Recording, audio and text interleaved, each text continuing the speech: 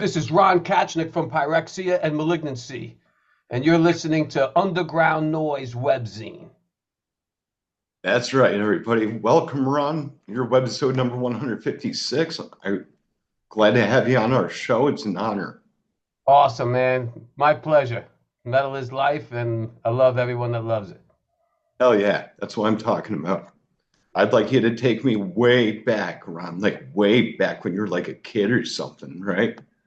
When you first heard death metal, what was your first reaction to it? I couldn't understand what the hell was going on. I thought it was my record was skipping. So like when I was listening to maybe some, I would say a Sodom obsessed by cruelty, I thought something was wrong.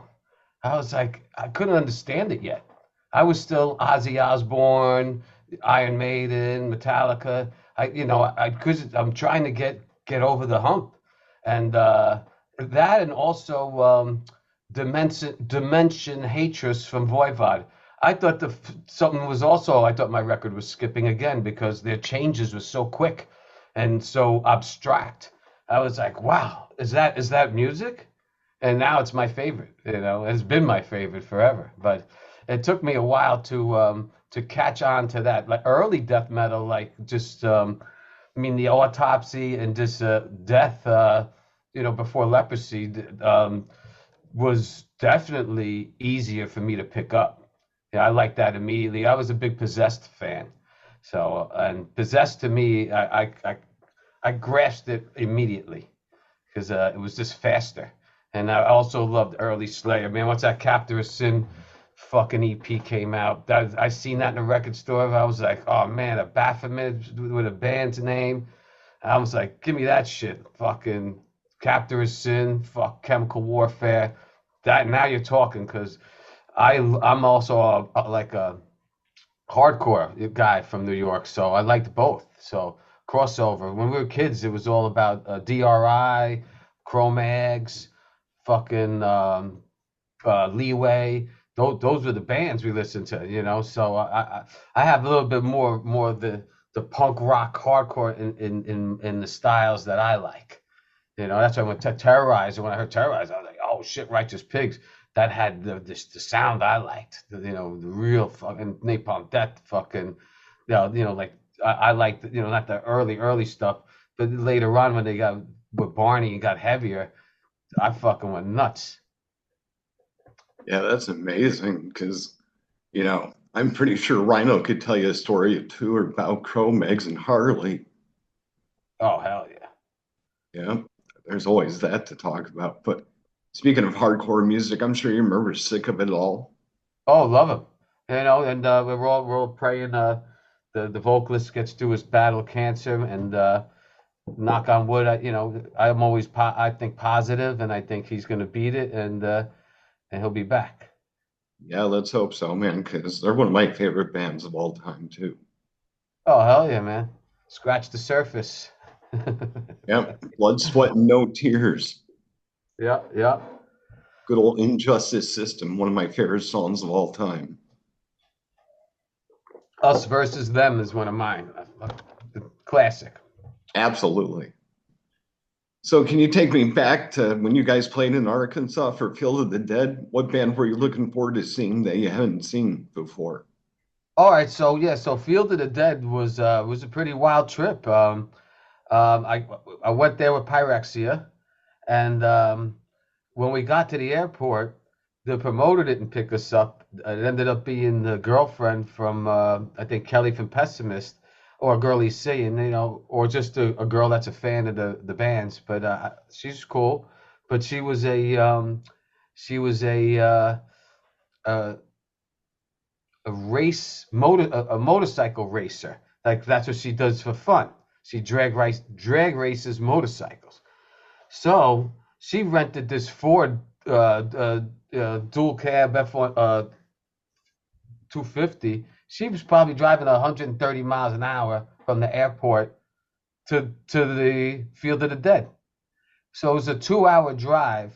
We got there in an hour. So I'm already freaking out. There was then we get there, and I'm like, holy shit! My man built the like castle of metal in his backyard, So then I felt a little better. We got to watch Pessimist, and place is cool. I tell everybody support Heath and support the underground death metal. He's doing it out there.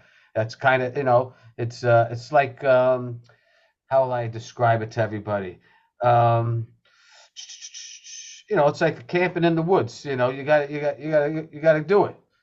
Fly into Little Rock and rent the bus with a bunch of your friends, and go to Heats and watch some cool death metal.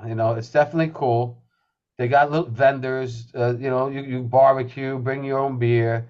So you don't have to spend money on that. But yeah, support Heath and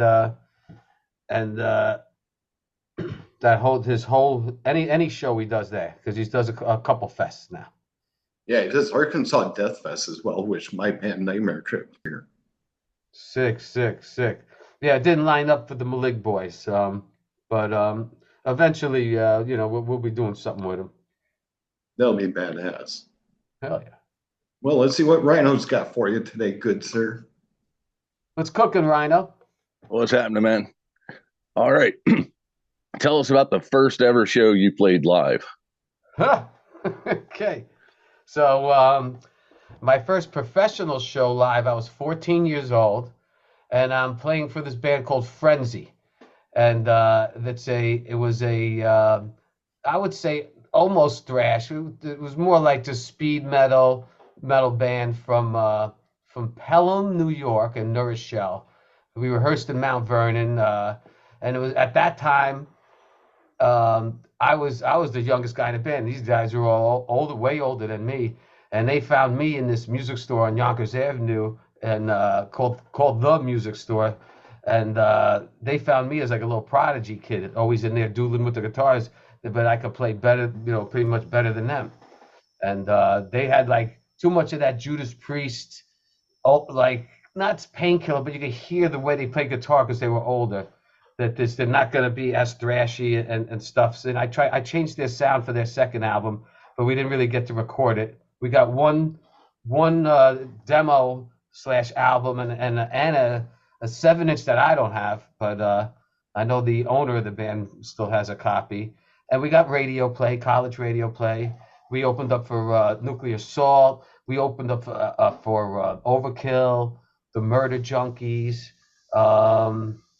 Who else? Damn.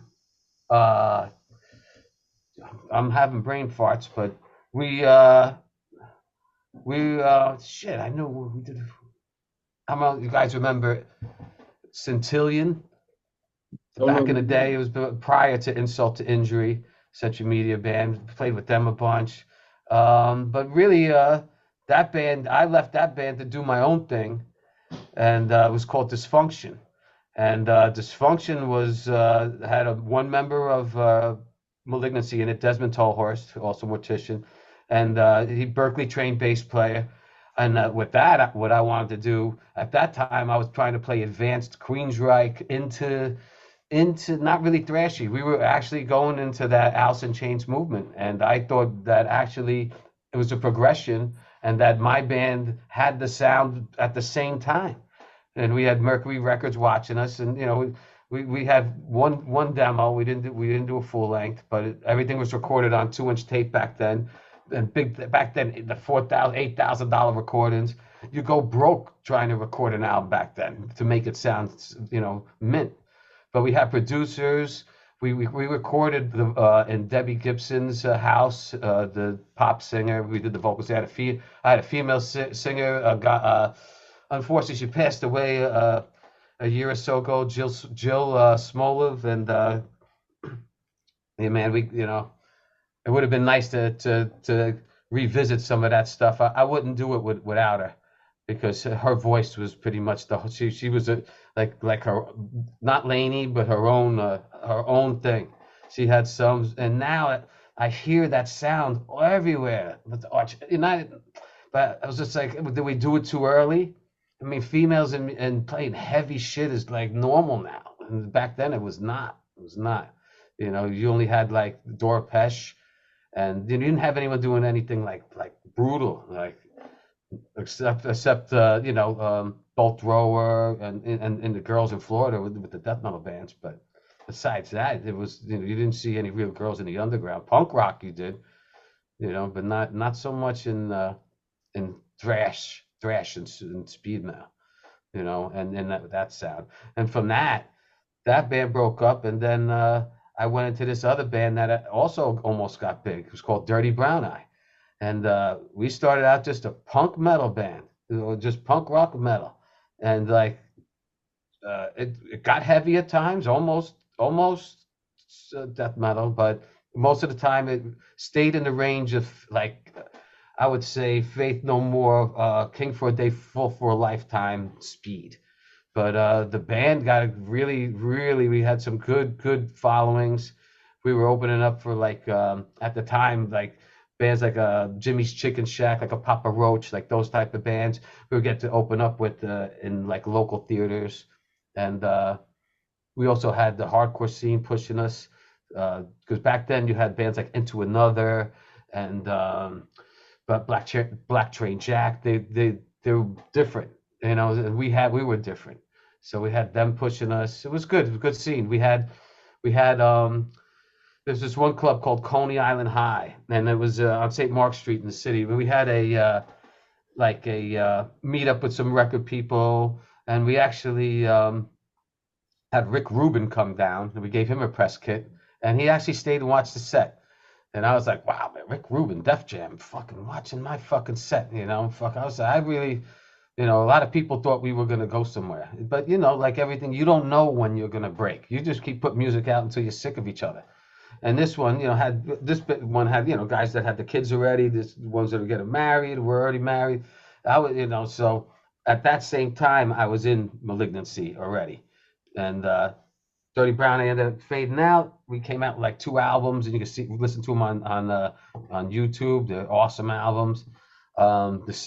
They're all still alive, and we could definitely visit that music for a celebration of it one time if everybody agrees to like each other for a day. You know how that goes. But yeah, I like every single person in that band, but that's something I would definitely like to revisit one day.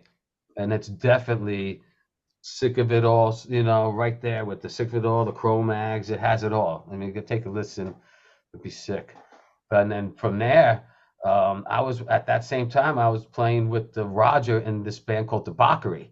This before Malignancy. I joined Malignancy. I was for about a year jamming with Roger, just learning death metal Roger style from Mortician, and it's his solo stuff. It was just so ahead of its time, like better than Necrophagist. More, it wasn't stale sounding. It was, had so much groove. Yet it was so much tapping and so much artistry on the guitar. We couldn't find the band to pull it off. It was me and him could get it, but at that time we couldn't get a drummer or a bass player to pull it off. And then here comes Malignancy. Boom, fucking. I bring Desmond from Dysfunction in. So now we got a Kubicki X Factor, schooled amazing bass player from Berkeley. And Malignancy does that. And we do the Ignorance is promo demo and Ignorance is Bliss demo with this new lineup that, Danny Nelson got. I went to high school with him for a year. So I already had a relationship with him. Roger, I already jamming with him in Debauchery, so I was like, yeah, no, Roger plays everything. I know he was playing drums in this fucking band. Holy shit, Roger's playing drums in Malignancy. And then we had the right bass player. I was like, let's do this. Boom. Nice. Yeah, and then like people started liking it, and it was new because like the death metal I was listening to was Cannibal Corpse, Suffocation, Immolation, and to that to me was the newer stuff. There was no crazy shit yet. Dying Fetus just came out, and you didn't really know about him yet. But there was the new brutal sound of the late '90s, early 2000s. What was just coming out.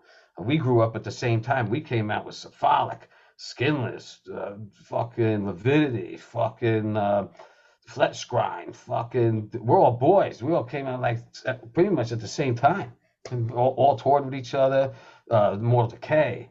This was a crew, crew, like we call each other, we're all boys. The Scourge, Deeds of Flesh when Eric was alive, fucking We still talk to Mike and fucking. Yeah, but it was an explosion. I thought of that. I was like, holy shit! We had to do 2 shows. You had to do it all ages in Chicago during the day at Smiler Coogan's, and then you'd have to do the night show, fucking for the adults. That's how popular it was. I said, fuck, this is great. Yeah, and Too then cool. we had Milwaukee Metal Fest. We had March Metal Meltdown. All with Don Decker was still alive. Fatal Blast. He was a big part of the scene. Jack Kachnic back then, putting those big shows together, brought in a lot of attention. It was good, very good. Nice. Oh, what would you consider, being from New York? This should be fun. What would you say the wildest shit you ever saw on stage was while you were playing? Oh man. Uh-oh. In the New York show. Fuck, what is the craziest shit I seen? Oh, Al froze, didn't he? yeah. This is because there's so much different stuff that happens. I seen the ashtrays was something I wasn't used to in hardcore shows, and I seen fucking ashtrays start flying around at the floor, and I was like, what the fuck is going on? And then I seen like bigger dudes from DMS and stuff slapping ashtrays out of dudes' hands. Like, what the fuck are you doing? Like, ruining the show. It was like a benefit we were doing for fucking for leukemia, and we were doing it with Killing Time. We were doing it with Maximum Penalty, and we couldn't believe it. But no fights, But I just couldn't believe now we're gonna do ashtrays. I mean, glass ashtrays. I was like, oh man, someone's gonna get killed easy. So that was out of the dangerous things. Now I had the craziest thing. The craziest thing I seen was Slayer at L'Amour's. When I was a little kid, I was so scared. Everybody was bleeding. Everybody was bleeding. Black eyes, fucking blood, fucking. I didn't even get close to the pit. Everyone and everybody's fucking car windows were broken, and everybody's radios were stolen. Right turnbuckle. I see fucking full size tables flying across the fucking Pasco. It's next to Juarez, Mexico, and the border's open. Back then, you just show your license and go over. And a lot of Mexicans would come to see the shows. So on the after show party, we had to find a hotel, and it was almost like old Western. Like we found like an old Western style looking hotel, like from Wild Wild West movies with John Wayne, and the ambiance surrounding the band. I'll tell you what, if you don't pay us, and you said you were supposed to, and you ditched the show, there's a good chance we're gonna follow you, and we're gonna come to your house, and we're gonna ask you for that money again. That's it. If it's on the contract, back then it's on the contract, and we're driving from New York, and there was once in Texas. I'm not going to say the town or the promoter, but I'll say he didn't have the money to pay, and we had to go to his house to laugh, because that's the opening question. What can you tell me about your stories with mortician? Tell me the craziest one. Oh, that's okay. It's funny. I thought you'd ask me about one in Poland. I wasn't on the show when Will ran off and did whatever he did. Yeah, I don't want to even talk about that. We'll pass that. Nah, I don't want to talk about it neither. He gets a bad rep and is never the right information on anything. Now I'm going to have to pull that logo back up. Yep. Show me your axe. Look at that beauty. You said that's what again, Ron? 1959? Yeah, it's 1959. Wow. And I haven't tuned it in probably 6 months, and it's still. And I'm gonna show you one more guitar that was the Dirty Brown Eye special. Sounds good. If the recording happens to end, come back in 15 minutes and we'll go with part two. So this is an 80, I don't know if it's an 87 or 89 PRS 24 custom. It's one of the first runs. It's called the 10 top. Oh, okay. Paul Reed's, right. You know. So Ron, I see I see you got cats, Ron. I have a cat. Yeah, this crazy guy, man. He there's no stopping him. Ever since I got this guitar rack, he climbs the fucking thing. He loves it. But he does it when I'm not playing with him. So if I give him attention, he won't go up there. But now he thinks I'm ignoring him talking to you. What's your cat's name? That's Zach. And Okay. the other one is Zeke. They're brothers. Oh, that's cool. Yeah, rescues. Got him in North Carolina 4 years ago. Oh, right on. I've got an 11-year-old cat named Frostburger. He's a pain in my butt. Yeah. He's always talking my head off like, feed me water, feed me food, Dad. Oh, yeah, they're hungry. All the time. He's like a butterball turkey. Oh, you feed him good. Nice. Oh, yep, twice a day. Steady diet. There you go. Yeah. So, Ron, let me ask you this. What was the first music instrument you played? So, the first instrument I played was the Muppets drum set. And it was the I didn't even think they called it the animal drum set yet. I was 2 years old. I had the Muppet drum set. It had paper skins, and I broke the skins on it. Pretty much, I destroyed it. And then at 3 years old, I started playing guitar. Oh, wow. So pretty early. Yeah. You grew up in a musical family, or? My dad played guitar like doo-wop style. So he was into like the doo-wop, and he wasn't professional, but he jammed around. He was good. If he didn't have one in the house, I might have not went for it right away. It might not have found me. Who knows? But I had that going, and then I also played a little organ back then too. But that was fun. Mm-hmm. So I developed my ear. I probably have a perfect pitch due to always playing the keys as a kid. And in music school, I had to use the piano to even get through school. I had to draw out a piano to even get through writing 4-part harmony in music classes and stuff like that. Very Al cool. plays the male organ. The what? Male organ. Yeah, well, Nice. you're the skin flute master. Yeah. I had a Roland. I had a little Casio. Then I moved on to the Roland, and that was pretty good. And I also had this little Bee Gees. Like my mom was a fan of the Bee Gees. They were big. She bought me a Bee Gees keyboard.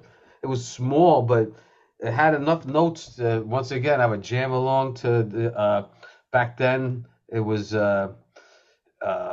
Sub the Foreigner, jamming to Foreigner, the Cars, the Styx, like all the bands that were getting played, by my sister.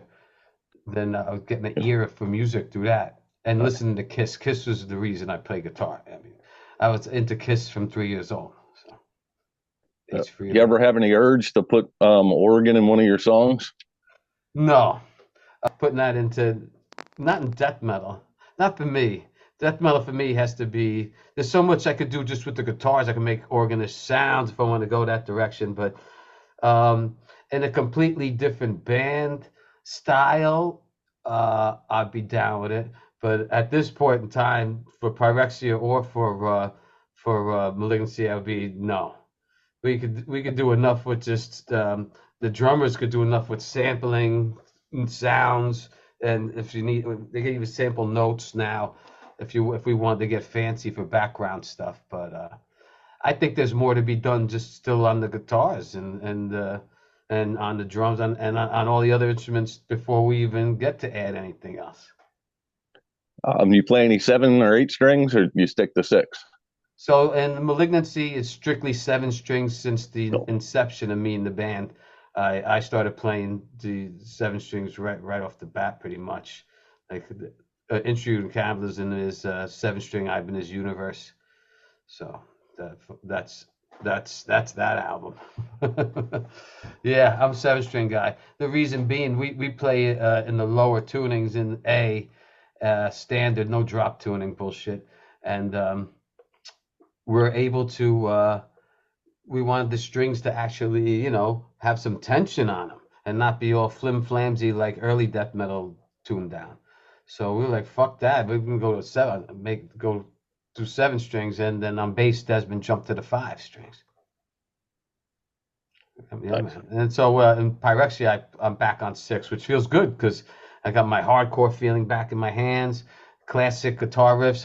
My scales are the same again.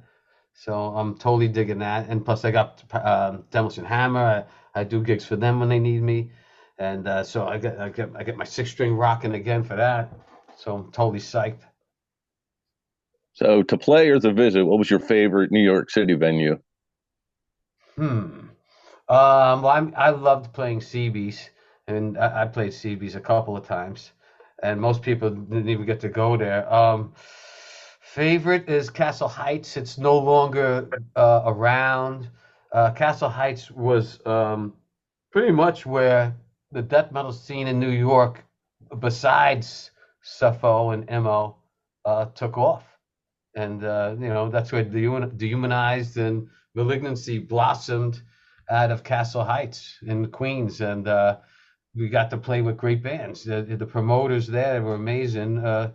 Somberlane Productions, Anita would bring out Deeds of Flesh, she'd bring Mortician, she'd bring Immolation, Internal Bleedings, the names just kept coming in.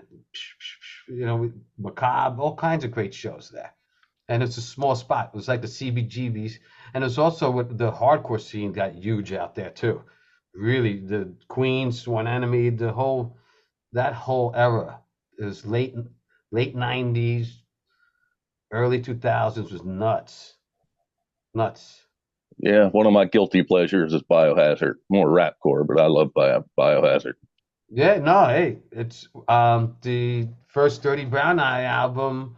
I was one of the guitar players, not Billy Bio, but one of the other guitar player was at the studio, and he was like, "Yeah, this is the spot to do shit." I was like, "Whoa, I'm in Brooklyn, Evan? all right. I'm in the hardcore shit." I was like, Maybe Evan? Was it Evan? "Yeah, no, it wasn't Okay. Evan. It was the No. the lead guitar player." I'm having a brain fart, but Yeah, I yeah. forgot his name. His brother was recording there or something like that, and that's why he was there. And I was like, "What? Sick." And I Crazy. get to talk to all these people and see why. And it was this guy Vin Sin back in the day in Brooklyn.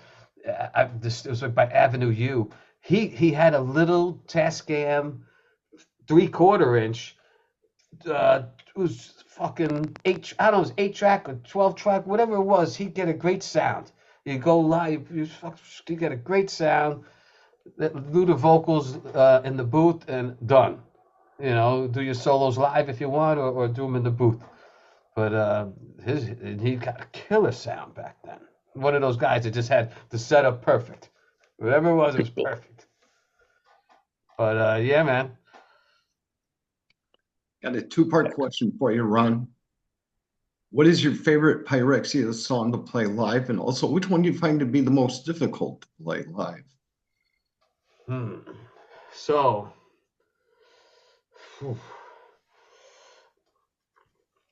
I like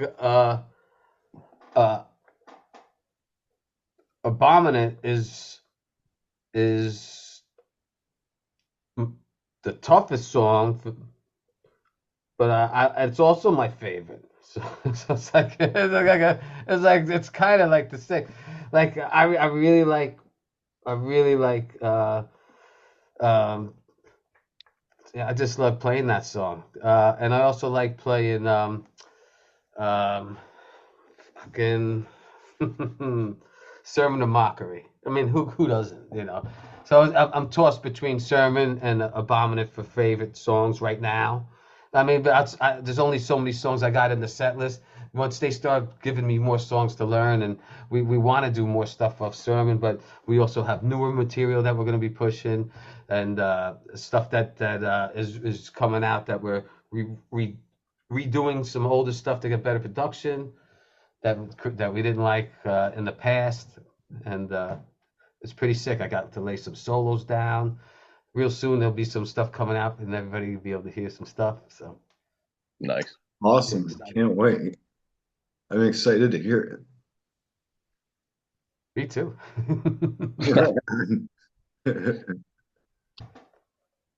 Well, let's see. I had a question, but then I had a brain fart for a second there. We're all having brain farts today. Look at that. I think it's called old age. It's called old, yeah. I worked I worked some day job hours today to make some extra money. So, everybody's a little pooped sometimes. Right. Oh, I just remembered actually. Now come to think of it. Does Malignancy or Pyrexia have any upcoming shows they would like to tell us about? Oh, of course. So Malignancy we're performing in Syracuse next Saturday at the Jug with Concrete, Sakasukas, and there's one band, and I'm having a brain fart with one band, but the Jug on Teal is the name of the club, and Malignancy in Syracuse next Saturday, March 22nd. Our first time ever playing there. We always hit Rochester, we always hit Buffalo, but we want to give Syracuse some love, and we're excited. It's New York is so big. It's like Texas. It's 4 or 5 hours away to do a show, and it's cool. I love it. And Florida's the same way. You go all the way up to the bottom. A lot of metalheads, a lot of music lovers, because I'll play for anybody. But I'm psyched about that. We also Maryland Death Fest, everybody. I was just about to ask you that. Let's do it. Come support MDF if you haven't. It's just a fucking awesome time. It's done correct. It's always the promoters, the staff, everything is done. I just love it. I've never had a bad time there. And I go visit, and if I'm not performing, I still go, unless I have to tour with somebody else or somewhere else. But it's that fun. You don't want to miss it. And it's going to be, Thursday night, Malignancy, Drippin', Human Artifacts, fucking Devourment. I mean, it's a nasty show. I mean, just that night. So, what venue is that in, you guys? I'm pretty sure that's at the. So I'm pretty sure it's at this Soundstage. Ram's Head. No. Sonar. Right. I got to look it up again. They put where it's at, but it's gonna be awesome.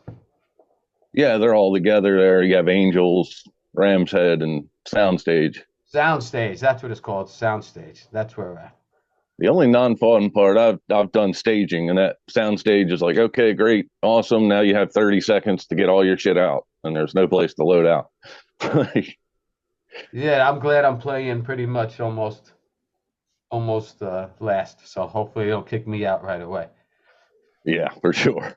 Yeah, because I'm still selling my merch and everything. Last time we just closed out that club, and then they kicked everybody out except the bands. And we got our stuff out quick enough. You're not bringing any big stuff. You got to use their back line. So I got some announcements also to be hinting at. I might have a cabinet endorsement that might have something to do with spiders. So we'll just say something like that. It's a little hint. But we got some things in the works, and I have a build coming, and once that build is done, we'll take some pictures and make the big announcement. But I'm going to be also using the IRs, so the cabinets that I'll be using, that I'm endorsing. I'll also be using them in my Kemper, and if if I can't use their cabinets live due to like a festival, at least I could use their cabinet emulators with my guitar sound. So I'll have their cabs, at least their sound. So Yeah. and I'll still be supporting the company. So yeah, that's going to be coming soon. Big announcement there. Dean has been amazing to me. Dean has hooked me up so much. I can't, I love the company. I love everyone there. I met them. They're fucking awesome. They know what they're doing. They're building good guitars, and guitars that aren't going to break on tour. That's what musicians need. And that's what I love about them. So I'm really psyched to be part of that family. And yeah, man, it's fucking sick. Fucking sweet. Oh, another show announcement. Definitely big one. Pyrexia at Brutal Assault, Malignancy at Brutal Assault this year in Czech Republic. It's big time. It's probably the biggest show of some musicians' careers. I'm blessed to play it once before, and I can't believe I'm playing it again. I'm psyched. Gojira's headlining, Kerry King. All the big guys are there. It's a big time event, and I'm happy that we're accepted to be a part of it, and show our New York style fucking crazy technical death metal and crazy brutal fucking slam death metal, Long Island fucking Pyrexia style fucking. I can't wait to show it for the Czech people, and not all Czech, just all of Europe. Plus, there'll be some other crazy announcements coming soon for Pyrexia for August. So Nice, and nice, we also nice. got Death Feast. Like to Death Feast in August in Andernach, Germany. It's an amazing festival. Support Death Feast. They're once again another festival that's ran correct, and it's nothing but brutal bands. It's really, really really good fest. Malignancy played it 2 years ago. This year, Pyrexia is playing it. Gudulax. Who else? This year's another stacked lineup. Fucking out of control. So we're totally psyched, and those are my big announcements for now, show wise. That's awesome. Love it. What you got, Ryan?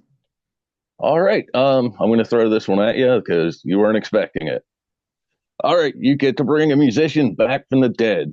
In return, though, you have to sacrifice a modern musician. Who's coming up? Who's going down? Oof. Okay. All right. I could pull this. All right. I gotta figure this one out. Like I know who I need to come back, and so I'm bringing back Randy Rhoads. I don't even think twice. That's just who I'm bringing back. Most people Eddie Van Halen, but Randy died first. It was like it's in my mind to bring him back. Eddie's still entertaining everybody in that part of the afterlife, wherever it is. It might be conscience, but wherever it is, he's still entertaining everybody. So but I'm gonna bring back Randy, and we're gonna have to sacrifice Vinnie Vincent. If he's still alive. I think he is still alive. And I don't mind if Lick It Up never came out. And we don't need Vinnie Vincent Invasion and Dream Warriors neither. So we can get rid of that whole thing. And at the same time, we're bringing back Randy Rhoads. All right. One more before I go back to Al. This is Roger. Do you have anything to confess to him? Roger, I'd like to confess that in my early career, I would diss a lot of bands I didn't like and talk a lot of crazy shit on the road. And that's a New York thing and a Malignancy thing. And maybe because my singer likes to speak his mind too, and we do. But in nowadays, I like to be more. If I don't have anything good to say, I don't want to say it. Because I don't want, if it's going to bother somebody and give them a bad day, then why did I even say it? So I try to just say good shit. That's something about getting older. But I try not to talk as much shit as I used to talk. Excellent. Al? Well, I would like to tell you, Ron, thanks for being on our show tonight. It's been a wonderful time talking with you about death metal and some crazy adventures with some of the bands they played with. Are there Fuck yeah, man. are there Thanks, any Al. Thanks, Rhino. you're welcome, Thank brother. you. Fuck yeah, man. You have any last words for Underground Noise Webzine? Um, hell yeah, underground noise web scene. Here's what's up. Everybody, support your local bands and support the touring bands. The touring bands, that's they can't do it if you're not there, because they do it for pretty much, we do it for a living or a partial payment of our living. Is we need to keep touring and make enough money to do even record albums. The record labels don't give you like a lot of the money. You make money off of a little bit off your records that just goes towards your recording. Like you don't make like big money. So come to the show, support the bands, buy merch, buy shirts, talk about the bands, share things on social media, because social media, we don't want to pay for the big guy in the sky. We don't, try to always beat the system. Like that's what we say with social media wise. Spread the word of metal. Don't pay $10 to fucking to add for your band. Fucking just have your friends share the shit out of it. And then also we hate that we have to now, but also listen to us on all the digital platforms. I mean Amazon Music, the YouTube or Spotify. It really does. The more Spotify hits we have, the bigger tours we get added on, the bigger shows. That's how the music business has ended up. We're old school. We hand out flyers. We go to shows to promote our own show. So Mhm. I do that. Be like an old school musician. Fucking old. The old way was a good way. New way works, but the old way, people want to see paper. They want to hand them something. The phone is whatever. And, Yep. and that's it. Support your show. Go to shows, support your scene so the clubs don't close down. Thanks Love again. it. Signing off. You guys All rule. right. Thank Thanks, you. Ron. Thank you very much, man. Great time. All right, underground noise All web right. scene. Peace out. Next time we're gonna barbecue. Those will come down to have a nice Florida barbecue. That'll work. All right. Peace out. Peace. Later.